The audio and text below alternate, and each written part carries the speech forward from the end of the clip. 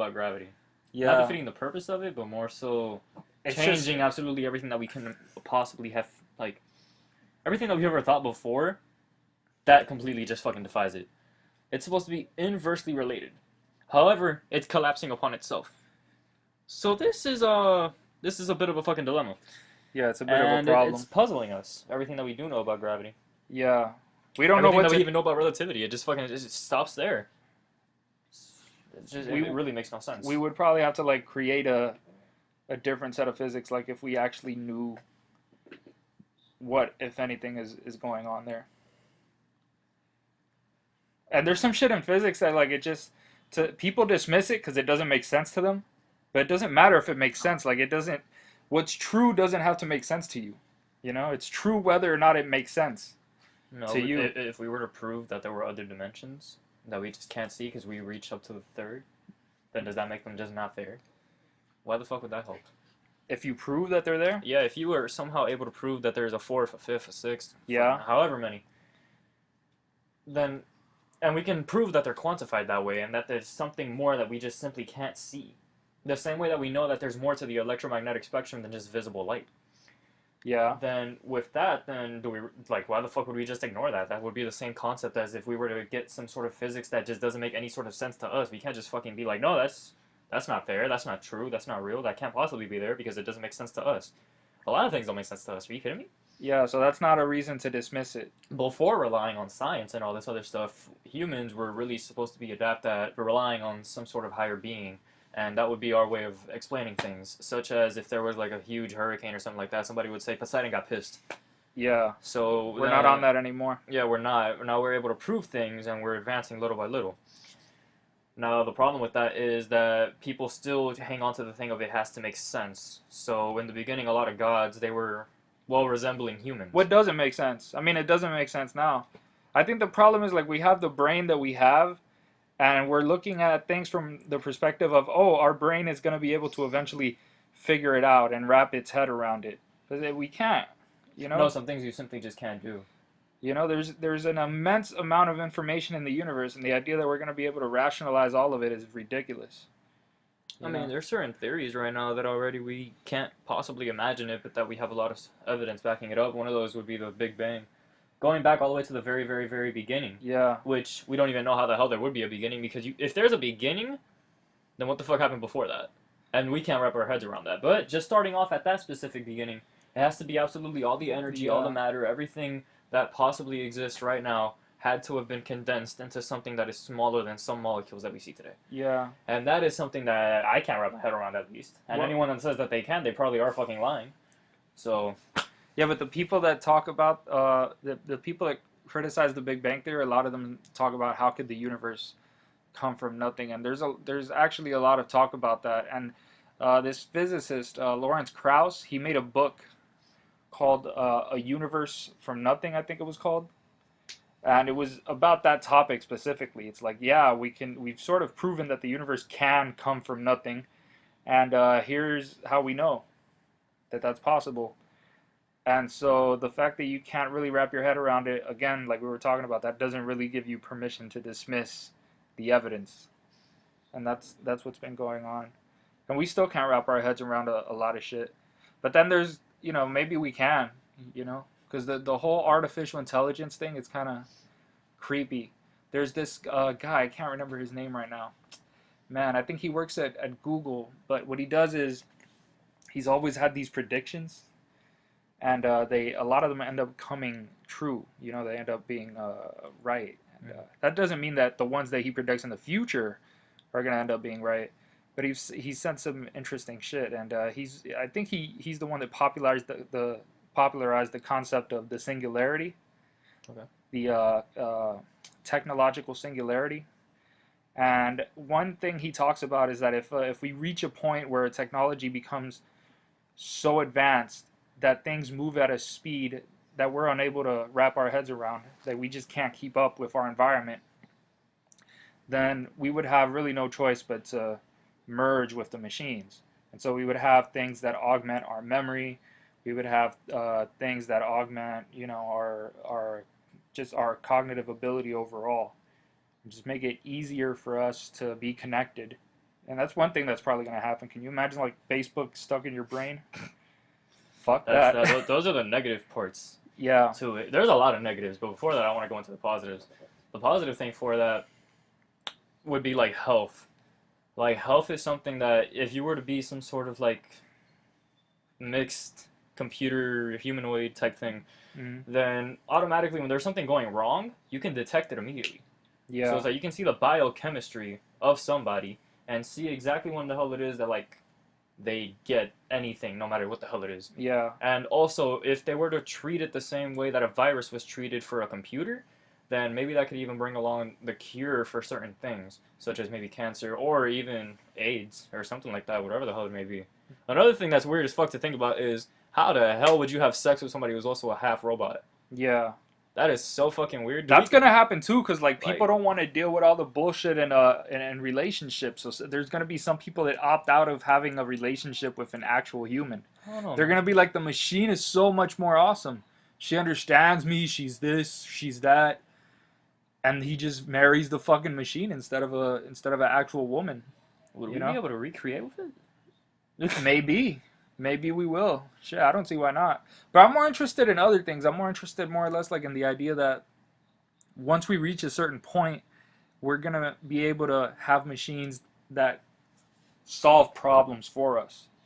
And I don't mean like in the way they do now. I mean like we're gonna have an AI that's so advanced that it's able to, you know, take into consideration all sorts of variables that we just can't with our brains and come up with solutions to problems. So maybe like help us with finding a cure for certain diseases or for creating a better constitution that fits our goals or for whatever, you know, for just overall modifying the way humans structure their lives, right? And it can change so much because once it reaches a certain point, it'll be able to do so much more than we ever could, you know. And that can be a great thing, and it can also be a terrible thing. But everything that has to do with AI, or at least most things that have to do with AI, or can be seen like in terms of tools, you know, because that's what AI is. It's a tool, and you can fuck it up, and you can really do some serious damage, and things can go horribly wrong, but they can also go incredibly right. Yeah, one thing that I mean, I like the idea of it on certain aspects. However, that idea would also bring apart like almost every job that doesn't require a lot of heavy thinking would immediately be taken over by a machine. Yeah, Like literally, once the automation like era came, like a lot of jobs were just completely eradicated for people and machines started doing things. yeah, but then there were also jobs that it was like a combination of humans working with machines, so that created a lot of jobs as well. Yeah, but then those machines are going to be able to adapt to being on their own Yep. because AI learns things a lot faster than a human possibly Well, could. there's a lot of jobs that are gonna be gone in maybe like around 10 years. You know, like the trucking industry. Man, those guys are gonna take a serious hit in a couple years because the self driving car thing is moving really quickly. Yeah, it is. You know, I saw the other day something that I think it was Ford that created it. You know how Amazon or FedEx or whatever they come to your house, right? Mm-hmm. They have like a truck and there's a guy driving the truck, right? So not only now do we have like self-driving cars, right? But what they also created, this is what Ford created, they have a fucking robot that's inside of the car, right? Inside of the truck. And what it does is it picks out the package, it gets out of the truck, and it delivers it to the person, to the actual person's home. So that's like they're already trying to create a way not only to eliminate the necessity for having someone who drives it, but they also want to get rid of the necessity for someone who takes the package to someone's house. So that's a serious like blow to a lot of people that work in these industries. You know, the factory jobs are going to be really, really easy to take away because once you have robots that can understand, oh, let me put this package here and that package there, and they understand more or less what the guy in the warehouse wants them to do. Man, that's it. That's a wrap. And it sounds like really science fictiony and like, oh, that's bullshit. It's not going to be that soon, but we don't know how soon it's going to be. You know, it might take 20 years for all we know. It might take more. Yeah. But it Honestly, a lot of those are bad ideas. If I'm being honest, some people really just can't. this is a very unpopular opinion. Some people really just can't do the heavier thinking. Yeah. That like if you're on par with some of the AIs right now, you're not alone. Yeah. There's a lot of people like that, and we gotta have those people doing something. And I don't know if universal basic income is gonna be the solution to that, but for now, since we don't have that, I don't know what the hell those people are gonna be doing. That's Well, been a very overlooked minority for a while. yeah. Well, I mean, that brings us to Andrew Yang, right? Yeah. So like Andrew Yang, for anyone who doesn't know, he's one of the presidential candidates for the Democratic Party. And no, I don't know if he's running as an independent or as a Democrat. But anyways, his whole thing is that he's recognizing that a lot of jobs are going to get taken in the near future by robots, right? By artificial intelligence, robots, just better technology, increasingly better technology. And because he's noticed that, he has proposed what he thinks is a solution. So he proposed universal basic income, which is basically that every citizen of the United States gets a specific amount of money every certain period of time, right? Yeah. And I think what he proposed was that every U.S. citizen gets $1,000 every month of the year, right? Okay. And yeah, so 12,000 a year. exactly. So he's like, well, $12,000 a year, that's not exactly a huge salary. So there would still be some incentive to work because it's it's not that hard. It's not that easy to live off that.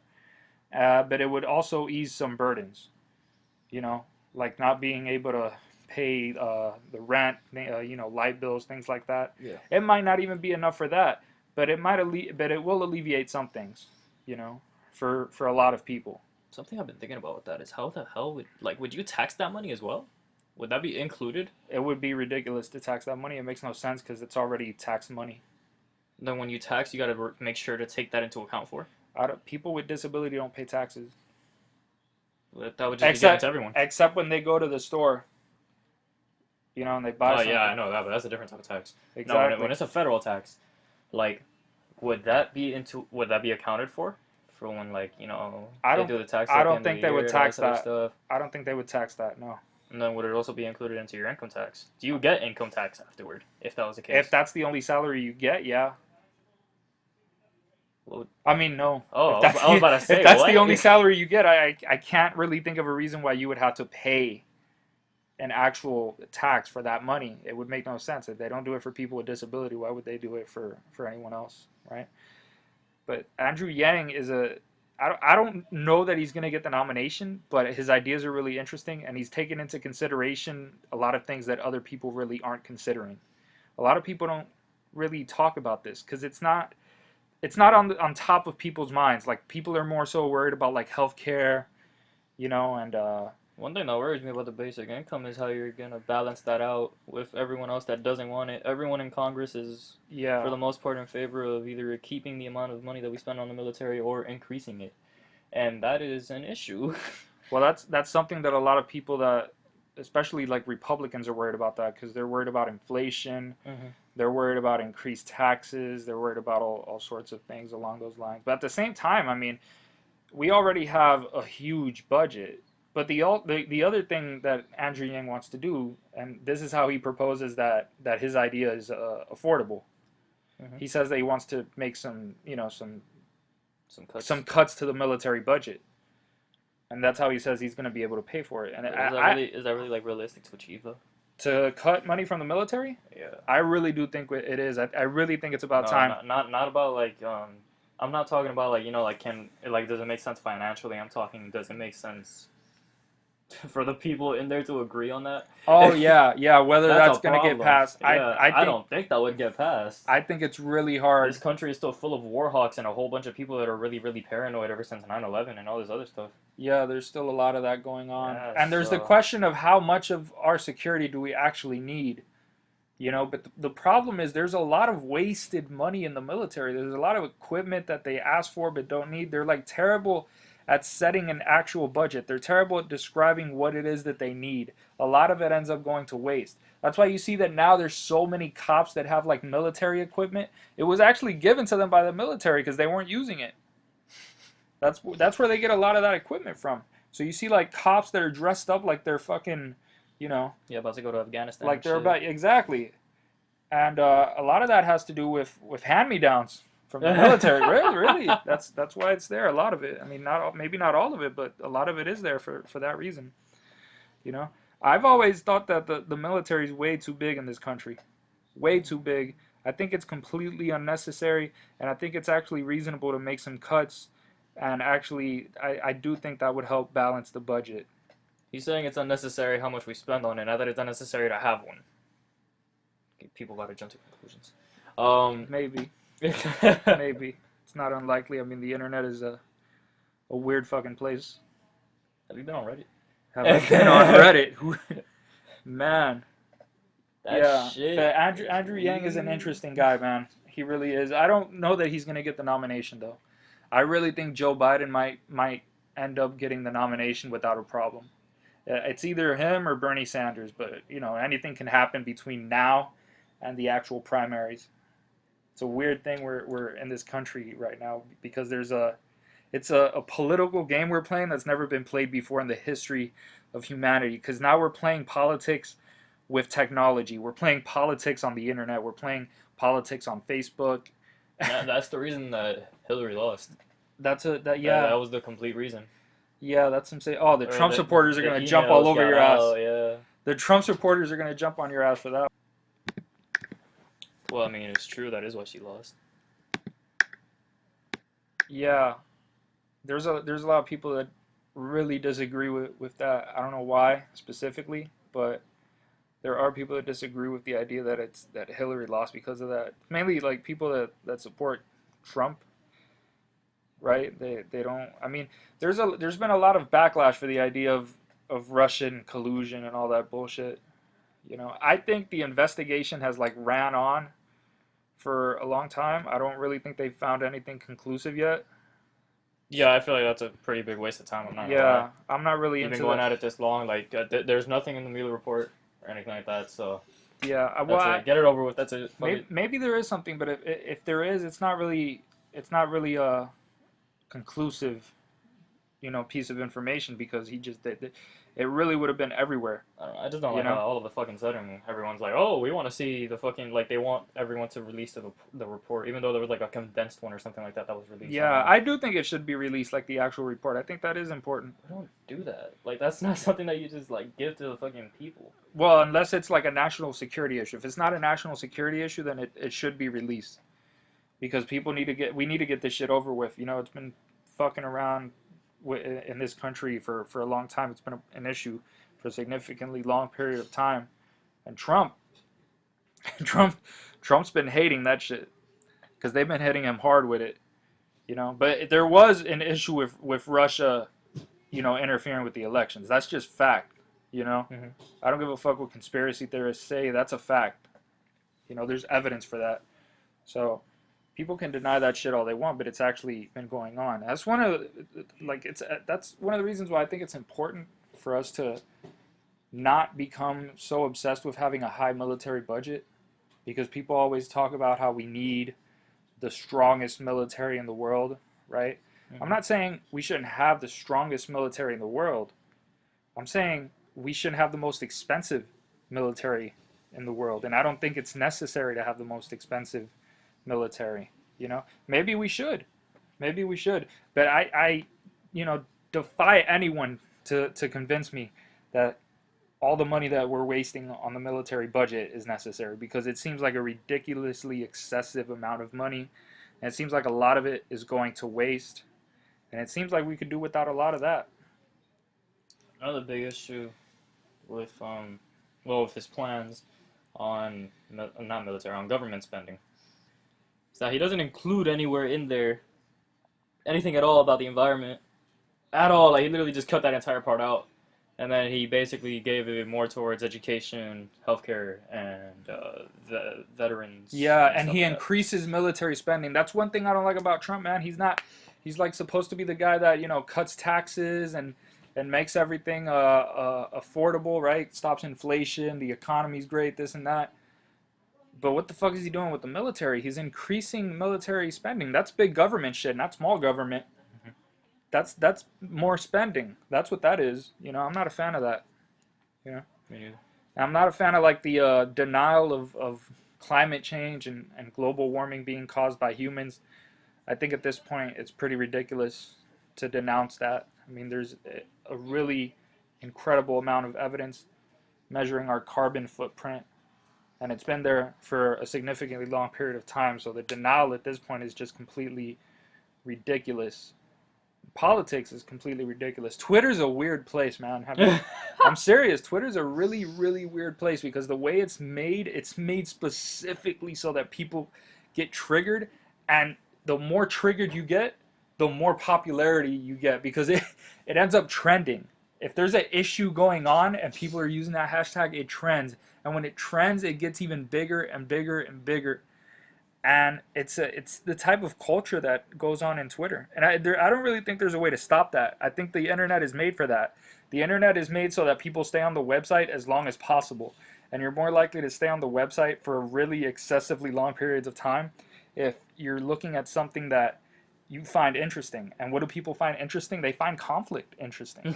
You know, you can listen to a comedian for a while, but you're not going to listen to 5 comedy specials in a row when you're on YouTube. But you can listen to, you know, hours of arguments in a row, you know, if you're interested, because you get like emotionally attached to what's going on. You get pissed off at one side, you become fanatical about the other side, and then you have what, you know, people are saying is the division of the United States, is people being really divided by political party. And what people, I think, what should be done is that people should try to distance themselves from all the bullshit that's going on, right? From the extremes, and just try to look at things and try to distinguish the facts from the bullshit, which is so hard nowadays. It's harder than ever.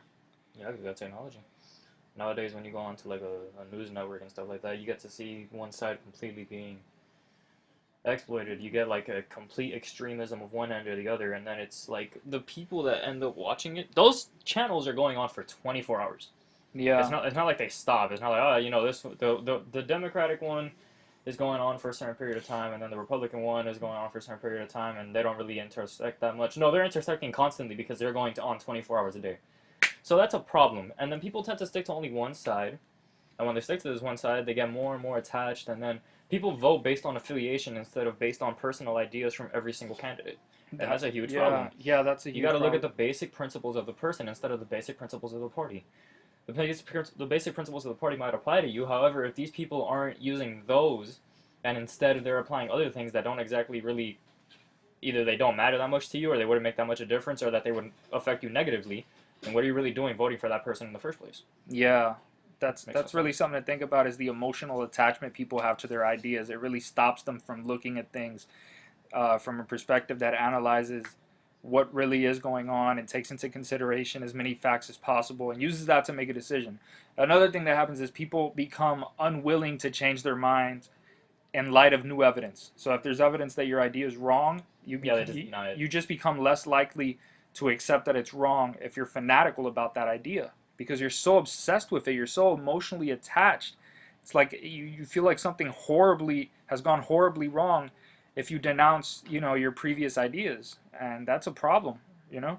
I think it happens with everyone to one degree or another. I don't think there's many people, if any, that are actually completely detached from all their ideas and can, you know, at the blink of an eye just denounce whatever they think is wrong in light of new evidence. You know, that's really hard to do. You know, that's really difficult. I mean, I don't really think that there is anyone that can possibly be like that. Yeah. That would kind of be perfect if you were just able to completely weigh absolutely everything that is negative against everything. Maybe that is like someone who's issue. Maybe someone who has like psychopathic tendencies would be able to do something like that, but I'm not sure. You know. No, but like either way, like for everyone, the whole incentive for voting on different issues and stuff like that would be what makes it better for you. So that makes a lot of sense. However, a lot of people don't even vote that way. Other people, they will literally just say like, okay, this will help out most people. Yeah. And it won't help them out. It'll help out most people, so I'm going to vote for this. Yeah, some people vote against themselves. Yeah, they vote against themselves, or they might vote because it would help out their family members more than it would help themselves and stuff like that. Yeah. That's something that, like, it depends on who you ask, because this is a completely moral issue. All politics is a moral issue. Yeah. Especially nowadays. Yeah, I think it was Bill Maher who said that Not that I'm saying that Bill Maher's opinions are the shit, but Yeah. because I disagree with him on a lot of shit that he says. I really do. But I think it was him that said that, politics are an extension of your morality, and I agree with that. Yeah, that's true. That's true. I agree with that. And then that's why I think it's unreasonable to ask people to be so cool with other people's opinions politically, right? I agree that we shouldn't be violent or anything like that, but I think it's unreasonable to ask people who are personally affected by certain issues to just be nonchalant No, about. that's not right. Yeah, If anything, like everyone should be willing to. I wouldn't even say respect, because if you like one of those people, then you're not going to do that. You're not yeah, going to do that. You're not going to do it. Why would you do it? It yeah, makes no sense. You're being harshly affected by something, and then you're like, oh, this person agrees that I should continue dealing with this. yeah, Like, no, what the fuck? Fuck that guy. yeah. That's messed up. Asking for somebody to do that. No, but don't jump somebody because they feel they feel like they have a different opinion. Hey, have you heard about what NASA announced the other day? What was it? That we're going to the moon, I think, by the year Wait, what's the purpose of that? 2024. Why we're going to the moon? Is this Man. like patriotism? I don't know. No, I don't think it's patriotism. I know The there's flag looks kind of weird. I Let's put like- another one on. I like what's happening with the space exploration world right now because it's different than what was happening before. Before, it was primarily influenced by war. Now it's primarily influenced by financial gain. So that's why you see like Elon Musk started his company SpaceX because he wanted to get people to Mars. Mhm. And then after that, you see a bunch of other people jump in the game. And you see a guy like Elon Musk starting to invest in that. If Elon Musk starts to invest in something, it's because he thinks he can make a profit with it. He thinks there's a financial gain to be made there. And I think people are starting to see, especially big businesses are starting to see, that there's something to be made from all the resources and from the ability to travel, from one planet to another, or just from one, celestial body to another. You know how we have like tourism on Earth? We have like tourist spots and stuff. Oh my Imagine god. there's just like a whole planet dedicated to that. Oh, it's gonna be It's crazy. like, and here we have the huge storm, Jupiter's Eye. Yeah, It's just like, wow, we get to see that now. yeah. Meanwhile, that'll be many years after my death, and I'm just gonna be like, yeah, the Maybe best I not. got to see that. Maybe not, but Maybe but not. for now, the best I get to see that is on a book. If you So- take a look at like the history of aviation, it was pretty interesting because you got the Wright brothers. What year was that? That was like in Early 1900s. yeah, early Like 1900s. 1912. Something But then like 70 years later, you have just regular people that make a regular salary, yeah, on a regular basis. They're flying from one location to another. yeah, they are. And I can't imagine, why we wouldn't have something similar eventually take place with space travel. Space travel, maybe not as far as another star system, but maybe to a place like Mars or a place like the moon. Certainly a place like the moon, because that seems so much more reachable, especially since we've been there. Although if you ask certain people, they'll say we haven't. Or there's a different conspiracy theory like regarding the moon. There's people that say that we went to the moon, but the video footage was fake because they were scared that if they fucked up, right, then if the people die halfway through the mission, it wouldn't really look good if that happened on live television. So that's like going somewhere else on Earth isn't that bad, depending on where it is, and especially at what season they're on. So here we're able to predict. Well, we're able to predict on other planets as well the temperature, the type of climate that there is. However, the difference is that going somewhere else, like if I were to want to go to Australia or something like that, right now they're like in winter, I would bring like a jacket with me, bring pants and stuff like that, and that's pretty much about it. And then I just got to plan for like a wintry trip. Yeah. If you But were to space go is different. somewhere else, you Spa- got to go in a whole ass spacesuit. Yeah. You got to get the helmet. You got to get all this other stuff. If you, like, even for a split second, open this by accident, and that's it. Like you're kind of done for. Yeah. That's I not mean, good. what Carl Sagan said was on point. When he was talking about the pale blue dot, because this really is the pale blue dot. Mhm. It's a really tiny, minuscule fraction of what exists in the universe.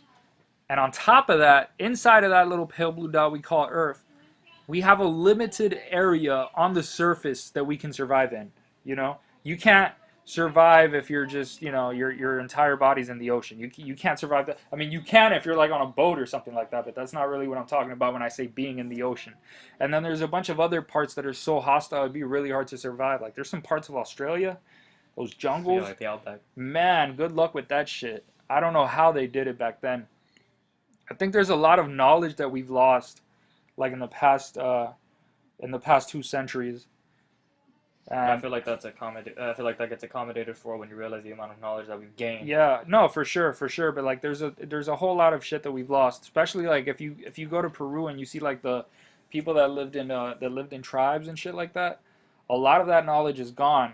You know, about how to survive and nature and shit like that.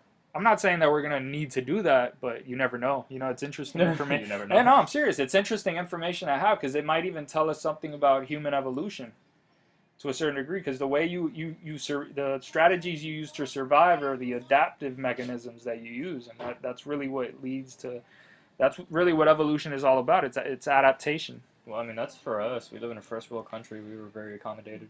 A lot of people that live Oh, in those really bad third world countries, they still got all that knowledge. oh, for sure. And They we're use that shit on a definitely, daily basis. yeah, and it's not like evolution stopped. Like this is like humans were in our final form. It's like, no, No, we're still evolving, you know, and of so it's course. gonna be weird to see what we're like in 200,000 years, assuming we make it to 200,000 years, because what's going on right now is pretty intense.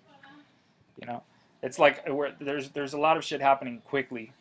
Technology is moving quickly, and so all the news that we get, it comes and goes quickly, and people adapt. It's like you remember school shootings, Hmm. like when they started happening and it was really infrequent. Man, people were just like the whole country was on guard and like really devastated. Now some shit like that happens and people just dismiss it. Like the next day, it's like nothing happened.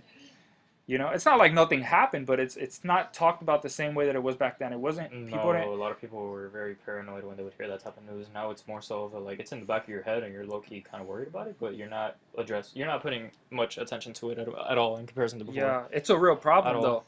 You know, I wonder what it is that's causing that to happen that it wasn't going on before. I don't think it's really the guns. It's not the guns because the guns were there before too.